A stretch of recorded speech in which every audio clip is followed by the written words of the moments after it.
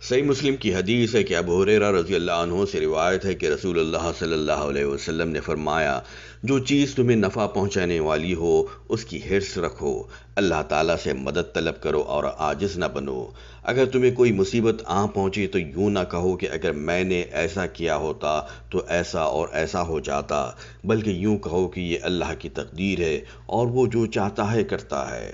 کیونکہ لفظ اگر شیطان کی بدگوئی یا بیجا مداخلت کا دروازہ کھولتا ہے۔ اس حدیث کی وضاحت میں یہ ہے کہ چونکہ اسلام اس دنیاوی زمین کو آباد کرنے اور معاشرے کی اصلاح کی دعوت دیتا ہے، اس لیے رسول اللہ صلی اللہ علیہ وسلم نے ہر مسلمان کو اللہ کی مدد کا طالب رہتے ہوئے پوری سنجیدگی کے ساتھ کام کرنے کا حکم دیا، اور اس سلسلے میں عاجزی اور بے کسی اور اس کے اسباب سے دور رہنے کا حکم فرمایا، اور یہ کہ اگر مقصد حاصل نہ ہو سکے تو اپنے آپ پر ملامت اور ندامت کا دروازہ نہ کھولے، کیونکہ اس سے ناراضگی اور بے چینی پیدا ہوتی ہے۔ بلکہ اس صورت میں مسلمان کو چاہیے کہ وہ اپنے معاملے کو اللہ کے حوالے کر دے اور قضاء و قدر پر ایمان کے ساتھ اپنے آپ کو تسلی دے، تاکہ کہیں یہ نہ ہو کہ شیطان کو داخل ہونے کا